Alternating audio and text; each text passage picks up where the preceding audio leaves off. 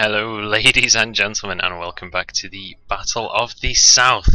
We're going to be heading into our game 2, and I am going to close the chat box with Noel Hench, who is going to be joining me in voice instead. How you doing, man? Hey, I'm good. Now that you're back, we can get Yeah. started. So, we are going to be heading straight into game 2.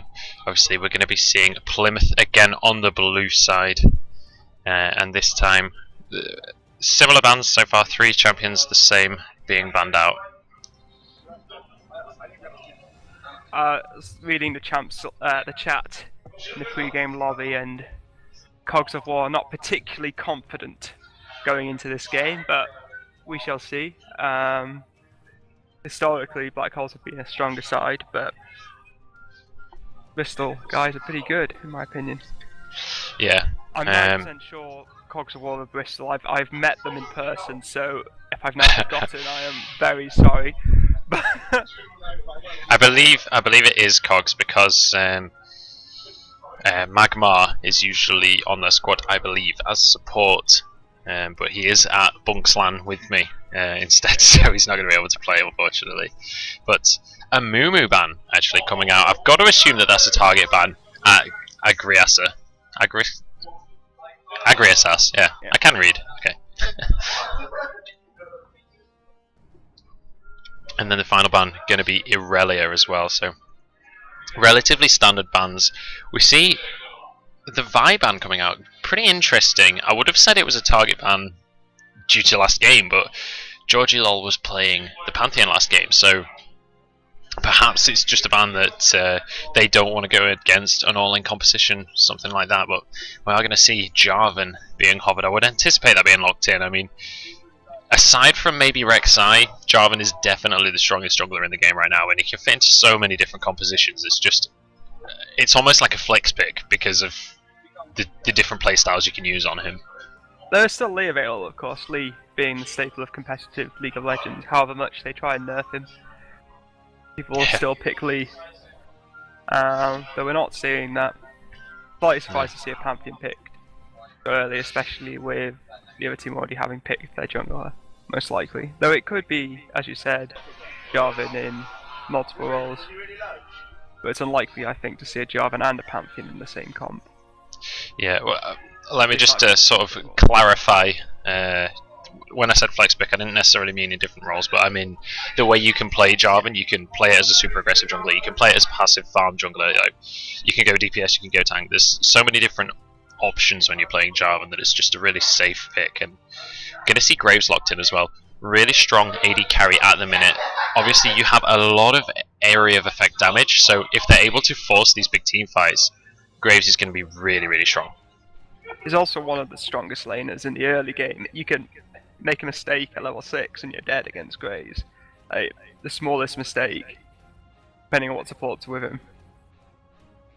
Potentially. However, Lulu, there's potential a little bit from that level 6 burst. Yeah, Lulu's such a strong laner, as well as Caitlyn.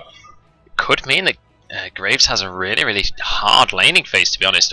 The amount of harass that it's not Georgie, that Ches and Hinamori will be able to throw out on those champions. But then again, Lulu could also be mid or top. We do not know yet. We'll have to see what the last 2 picks are. But if that is a support Lulu, it is going to be a painful lane for Graves.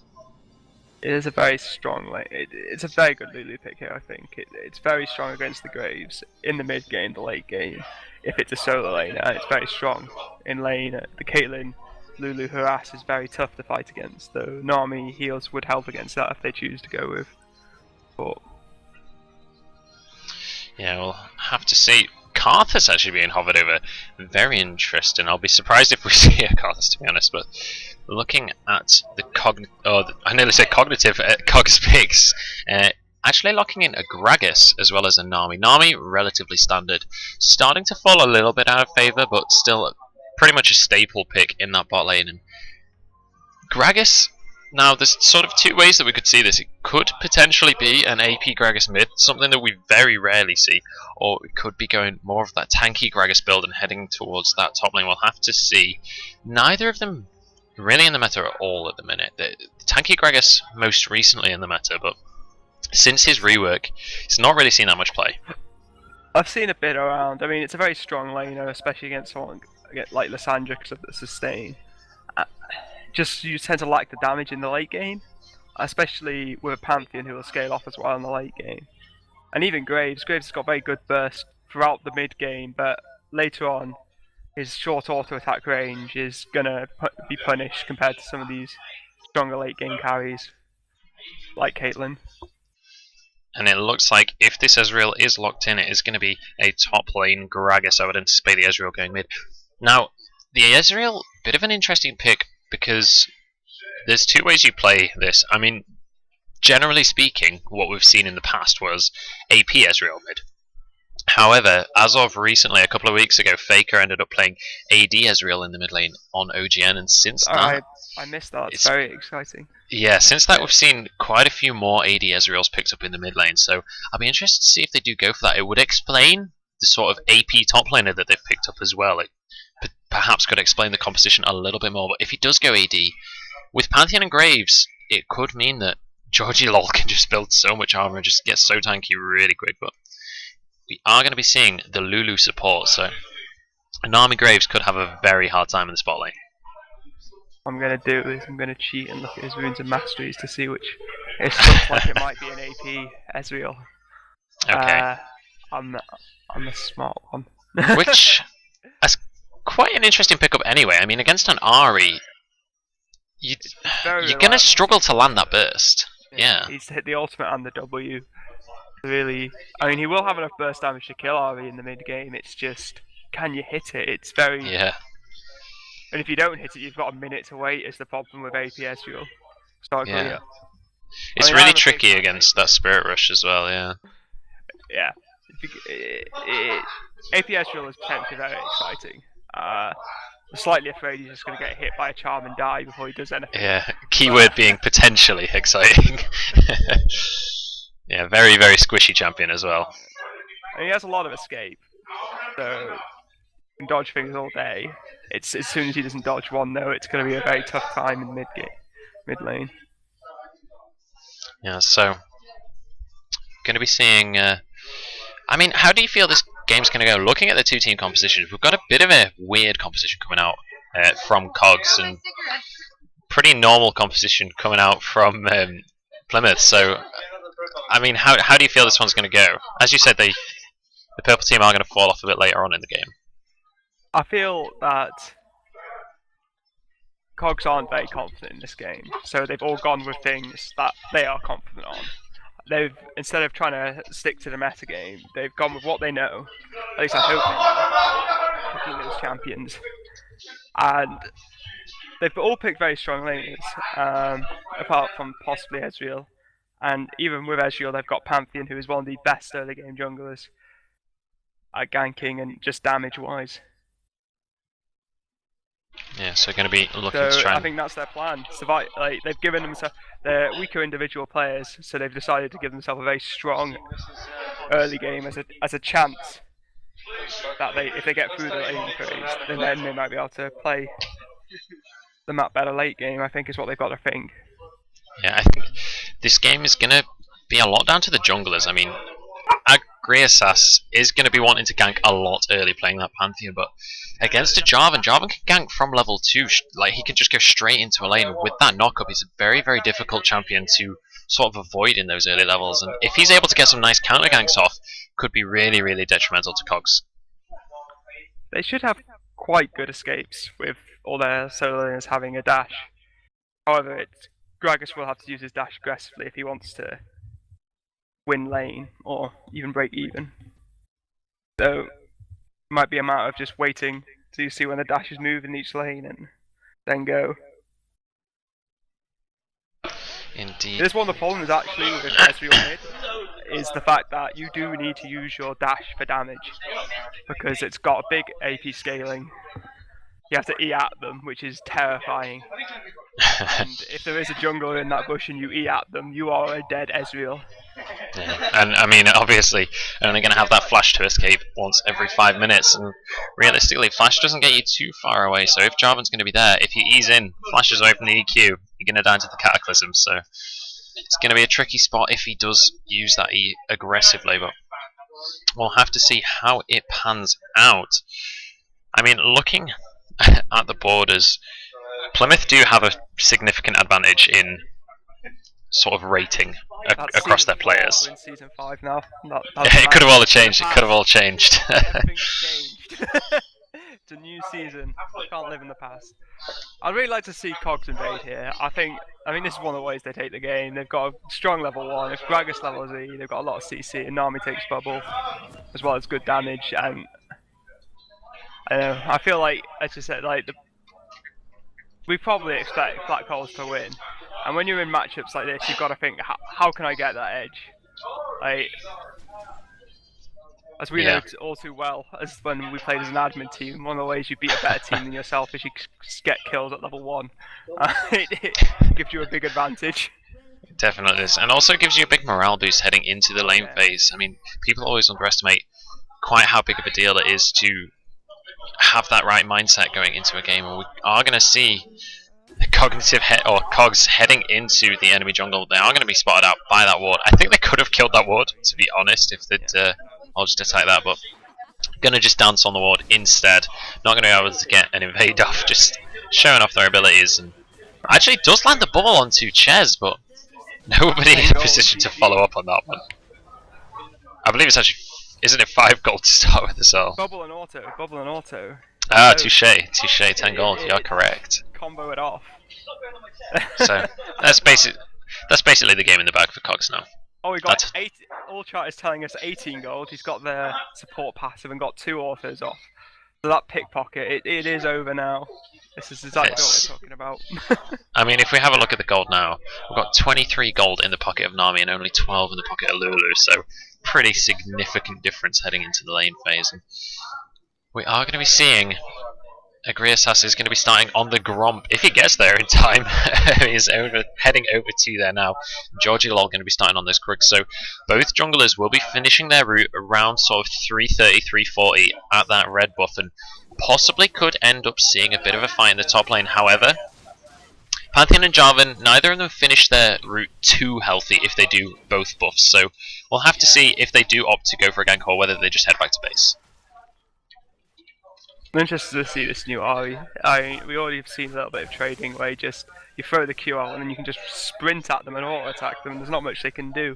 I just find it funny currently. I'm sure I'll get used to hating it like you do with all the teams, but right now watching Ahri sprint at people is a novelty. She is definitely very powerful at the minute. I mean, the movement speed you get from the Q, but also the increased damage on Foxfire, it means that you have a lot more sort of, I mean, before it was kind of you land your charm or you do no damage. Now, without the charm, you're able to put out quite a lot of harass regardless. Seeing that, well, seeing mid and bot pushed in, very hard to lane against this Caitlyn, Lulu. Just the range advantage already showing with hitting level 2 much earlier. Yeah, and we can see the 5 AP from the masteries on Lulu as well. When you're playing AP Lulu, when you do start to get that little bit of AP, you can do so much damage. Obviously, your passive scales with AP as well as if you use Help Picks and then Glitter Lance. If you can hit both of them with that Glitter Lance, you can do a massive amount of damage. Good EQ combo there. There's really constant pressure. Nami is doing a good job of healing up. Probably should drink that potion soon. I mean, he's gonna have to. And he's chugging away. Well, Hinamori getting caught up by the bubble does take a big amount of damage, but still has 3 potions in the back pocket, so going to be comfortable to just heal that one up. Happy to make these trades so long as it's onto Graves. Graves doesn't have any healing potions left. He's currently eating his last one, so once that's ticked out, he's not going to have any sustain left. And Chaz obviously still full health, still has his potion because Hinamori is able to just completely zone them away. And Graves will out-damage Caitlyn if they do manage to start a fight, so they do have to be a little careful pushing them in constantly.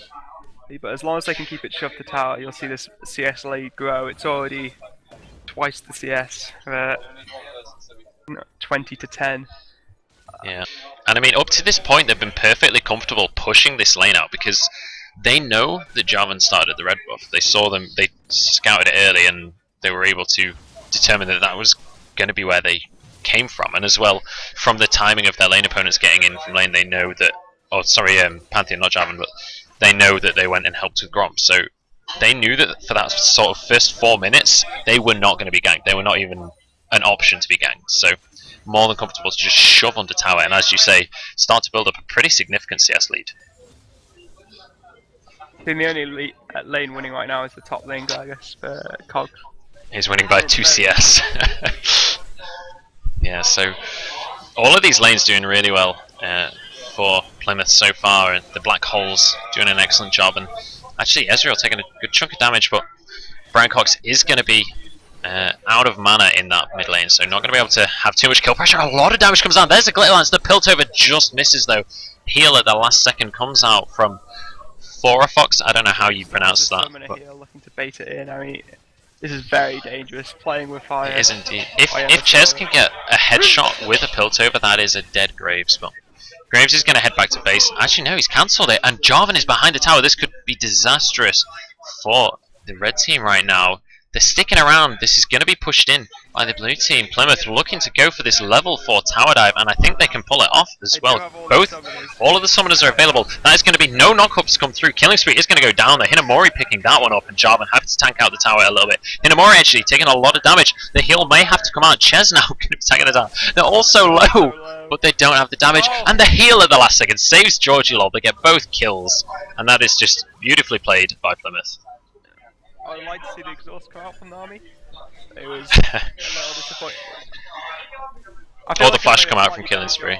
But they've kept their summoners and kind of accepted their death. I think they do. If they'd used both flashes and exhaust and heal, they might have at least got someone on back. But yeah. It's hard to say. I think they did a good job to obviously dodge the knockup from Jarvan, but I think a major issue was that they were just not even aware that that was coming at all. They had no vision of anywhere in the river to say that Jarvan was going to be coming in from behind them and just weren't ready. That's going to be the stun coming out from Agrisas. That's going to stop Macho using his E, but a nice flash dodges away from the Gragas ultimate. It's going to get him to safety. It was a good attempt, but just managed to get out. Oh, Hinamori. To see that Pantheon was able just to walk up to that bush. A lack of water coverage. I mean, Lysandra hadn't based yet, so you get that sometimes. One thing that we're not really seeing in this game that you quite often see is, I believe you can see my mouse on the stream. If you place a ward here and a ward here on the map, then you can cover both mid lane and top lane. But we are going to see a dive in the bot lane. That's going to be this Spirit Rush coming out and doing so much damage. Steps on a trap though. That's going to be another kill. ProfBrianCox picking up that one. Georgie Lol getting so low but manages to walk away. 2-0-2 on that Jarvan right now.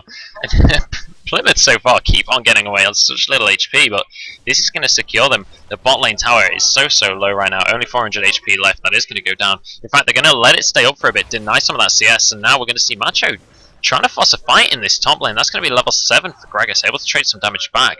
Macho has his ultimate up. Almost expected him to try and force out a kill there. I reckon he can do it if he just goes in for it. If he uses his path, he is going to go forwards. That's going to be the body slam to get away there. Gragas is abusive sustainer, and he's already... I mean, he was much lower than this. He's popped the health potion, he's healing up. The problem is if Lysandra does go in and take a trade and doesn't get the kill, Gragas will just concede a lot, yeah. I think the big problem we see now, though, is if we really talk about is bot lane. Not only are they behind CS, they're massively behind in levels now. With both of Plymouth's bot laners, both Ches and Hinamori being level 6, and Graves and Nami only being level 5. Nice charm did land in the mid lane there, but Ezreal able to just blink away with his Arcane Shift. But we're seeing Ches and Hinamori heading towards this mid lane as well. The wave clear they have is insane with the new Ahri and with the Caitlyn on top of it. Agrisas looking to try and force a fight here. BrianCox managing to step away from that bubble, and they're just not able to engage. He blinks forwards, and that's going to be a nice flash from Ches to secure that kill. Agrisas trying to get what he can onto Caitlyn, but not able to commit to that with BrianCox there dealing a lot of damage. That is the danger of Ezreal eating in. Just go. Exactly what we were talking about before. It's so terrifying. It's very, very dangerous to use that E so aggressively, and was unable to pick up a kill from it as well. BrianCox looking to try and pick up another kill. This charm does land. That's going to be the Foxfire as well. Doesn't have any mana. Flashes away from the bubble. Can he finish this one off? He's going to try and land one more Q. Doesn't have the damage. There's the true damage. There's the last auto attack. BrianCox picks it up. we have Bath people cheering in the background. Besides these lanes get very far ahead. Yeah, I mean, now start using her summoners a bit more aggressively. They're no good to you if you're dead. I mean, it was very close in the end, dying to the auto attack, but don't really feel you should be giving these kills up this stage. It is starting to really stack up. Yeah, kind of. I mean, something's a bit amiss when if you've died 3 times and you've not flashed yet. Like, yeah. That sort of says something's a little bit wrong there. But we are going to see Ezreal. I thought he was trying to settle for a kill. He's just going to be clearing away that pink ward, but he's going to get knocked up by Jarvan and Georgielol. Going to try and secure something here. He's not going to be able to get over the wall, but a nice Spirit Rush from BrianCox. That's going to be able to finish it off easily. The Cataclysm actually comes out from Georgielol. He's going to go down to the tower. Agrisas able to pick that kill up, and now Ches getting onto tower as well. Possibly seeing Plymouth being a little over aggressive. They are going to trade 1 for 1 though in the end, and it's jungler from mid laner. While they're hitting level 6, there's actually some chance of aggression here, with Ezreal just coming in from the base as soon as he spawns. That being up, I'd like to see. Oh, and Pantheon coming in. There's the tidal wave. It is going to hit Ches, but Hinamori gets stunned up by Agrisas. There's the wild growth. The Graves damage is just not enough. He only has a Vamp Scepter. We're 11 minutes in. He's only got a Vamp Scepter. That's it. He just does not have the damage to fight right now. This is really starting to get out of control, bot lane in particular. I mean, 4,000 gold. 4,000 gold at 11 minutes. That's like, that's a Triforce ahead. Like 11 minutes. That is crazy. So I mean, I'll just if you could just stack your gold like that. Oh, we're 2k ahead. Let's just give our we'll just give that. We'll just give that to Aurelia in our top lane. She's built her Blade of the Rune King by herself, and now we'll give her a Triforce as well. Like, that's game over. Oh, that's good. Oh, Macho actually going to get stunned underneath the tower. A nice play there by Gragas. He's going to use the Glacial Path. Can he finish it off? There's the flash, managing to dodge out from that final cask and able to survive that fight in the end. See an Ezreal, are we? No, he's not. I'm going to take it. It was on cooldown. It was off cooldown as well. Surprised he didn't try for that one. But yeah, in this bot lane, we're just seeing Hinamori and Ches putting on so much pressure, just pushing in towards this second tier tower, and now we're going to see Agrisas trying to get something down in this bot lane. He has been spotted by that ward. Ches and Hinamori know that he's there. Not going to be able to achieve anything with this one, unfortunately, unless Ches steps a bit too close, but should be able to just defend this one. But now, as Ches is here, distracting. Actually, Ches could be in a lot of trouble here. That's the slow coming out from Nami. Jumps straight into the arms of Pantheon. That's him going down. Agrisas now has 2 kills. There's the charm though, onto killing spree. That's going to be Nami going down first. Actually, the Spirit Rush picking that one up. Not the greatest splash of his life, I'd think. And a nice Orb of Deception, actually using the Spirit Rush to make sure the second part lands. The charm not quite going to land though. Georgielol trying to chase through onto Agrisas here, but not quite going to be able to get a reach there. Gets to slow down with the shield, but not going to be able to follow up, and that is, as we saw there, the first dragon as well going across to Plymouth. I mean, that was a very good pick on Kate. There's been a very long time where they've had good wards in bot lane, and Pantheon's tried. You see the solo kill? Actually, BrianCox in a lot of trouble. The Ignite is going to finish him off, so we are going to see something good finally happening here for the red team. Ezreal finally picking up a kill. Does get the shutdown gold as well. There's the ace and the hole goes through, but not quite going to be able to kill Ezreal. Ultimate going to come through just to push out that mid wave so that Caitlyn can't push alone. It's going to take a Graves Q to finish off that mid wave, but it will go down if they work together. Teamwork and friendship, that's the way forward. We are going to see again Hinamori and Ches heading towards this mid lane. I mean, they don't even need to be in the bot lane right now. They've taken 2 towers, and actually Graves having to use his ultimate just to clear waves, and actually positioning very aggressively forwards. And a nice little sidestep from Ches to dodge that bubble and get so much damage down onto Graves. I think it is a good decision to clear the wave with his ult there. It's definitely safe in the tower, at least for now. I mean, Oh, I just Ches. don't get why people don't do it more. Like, people have kind of gotten used to using Lucian ult for wave clear, Ez ult for wave clear, Graves ult, massive AoE. Think, nope, I'm not going to clear waves. Especially in solo queues. See it from time to time. Oh, Macho could be in trouble here. The explosive cast doesn't quite land though, and that is going to be Gragas going down, unfortunately. Bit of a misplay there, and Brian Cox is able to pick up yet another kill. He has 5-1-2 on the Ari this game, and I mean, Brian Cox across both games right now has been stomping today. Yeah. Very good on these assassins, especially his Ari is one of his favourite champions, and going why. Oh, I agree. Yes, getting caught out by a nice little charm there. Killing Spree in a lot of trouble. Ches doesn't quite have his ultimate. It's going to be available any second, but we're going to see Georgie a lot. Just makes the ultimate not even necessary. Just helps pick up that kill. And I mean, Plymouth are just so far ahead. They're 6,000 gold ahead at 15 minutes right now. Dragon not even on the horizon. It's not even spawning yet. They can just force this mid lane tier 1 as soon as they want. It's very hard for their comp to stop the Caitlyn push now they're so far behind. With a comp like this, they don't have very much wave clear outside of like Ezreal ult, and that's only once every minute. They have to use that ult to clear waves, so if Plymouth do start grouping, they can just push and push and push.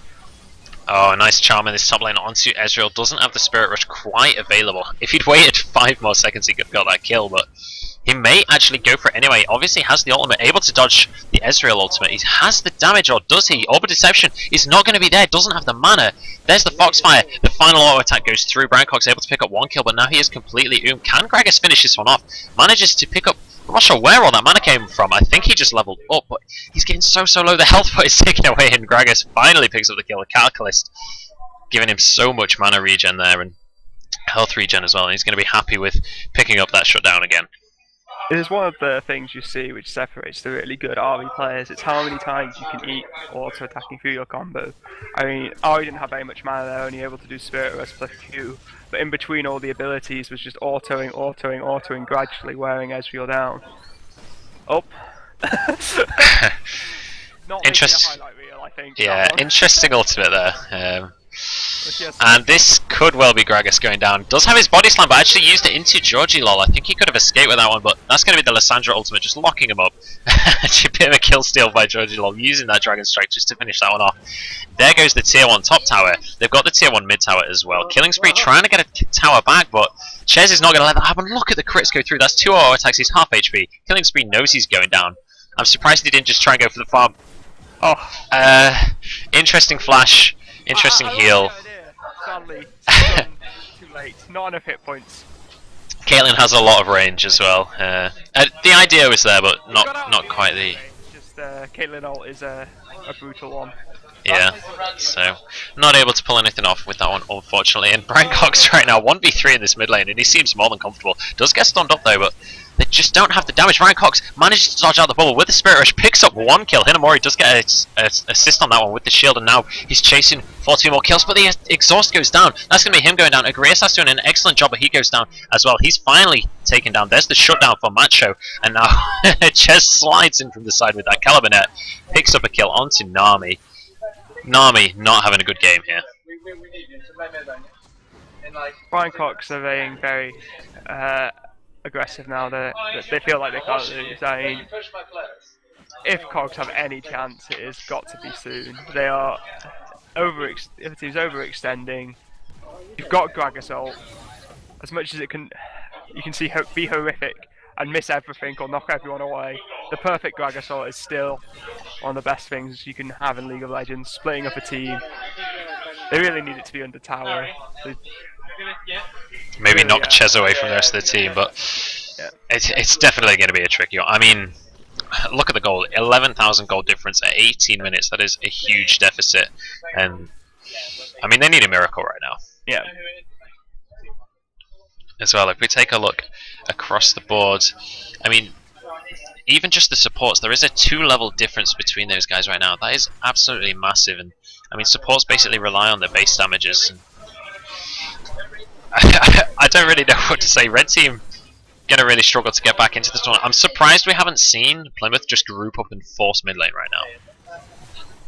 Oh, actually we're going to see a dive in the mid lane. Macho does have his ultimate though. This is not the kind of champion that you want to dive. That's going to be Agrias that's going down now. BrianCox comes in from the side. That's going to be Ezreal as well. Picks up one kill. Lissandra picked up the other one. BrianCox is going to try and get this one. Doesn't have the flash available. I don't know if he's actually able to chase this one. There comes Georgie Lol though. He's going to use the Cataclysm. That's another kill. Killing spree goes down as well. Lissandra picking up 2 kills in that trade. In the meantime, Ches is pushing on to the inhibitor tower in this bot lane. This is definitely an inhibitor going down. 5 seconds until Agrias is even up. The tower is going to go down. And in the meantime as well, we see Hinamori pushing in towards this second tier mid tower. I mean, this game, I was going to say is falling apart. It's already fallen apart now. We've reached that stage of Ari as well, we saw in the mid, where she missed her Q and her E, and it doesn't matter, you just press W and dash about and everyone nearby dies. 2v1 onto Ches there and they still aren't able to get him. Georgie Lol comes in and saves his life at the last second. They're trying to follow this one up. They don't have a tower there, but that is going to be Jarvan finally going up. A nice Ezreal picks that one up, and now Hinamori goes down as well. Double kill comes in for Ezreal. Ches now getting stunned up. He's going to go down as well. A nice play here by the red team. They managed to get a triple kill to save their inhibitor. They are still so far behind. It was a good play, they managed to take advantage of the overextension, but they need that to happen 2 or 3 more times. I'd say maybe 6 or 7 more times. 2 or 3 more times before they can start thinking of any other play. Yeah. Any other comeback play. Yeah, they are pretty unfortunately behind right now. Killing spree in an interesting position right now. He's going to be able to base. Doesn't have a ward there, so Cox is not going to be able to go and get him. He is going to be able to just take away this blue buff though. This Ari is just so scary. Especially when playing, it's one of the things which is terrifying of playing a support like Nami is you have to be afraid of Ari in the best of days. When an Ari's this fed, Alt W might kill her without even using the second ult proc. Yeah, and especially... But it's so scary.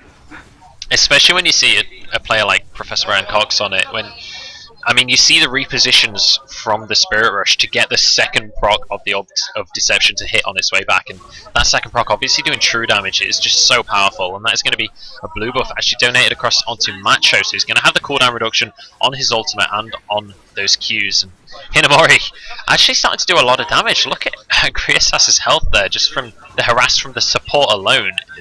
I mean, imagine... Oh, the charm lands across the wall. This is going to be the Spirit Rush. They're going to dive in behind the inhibitor tower.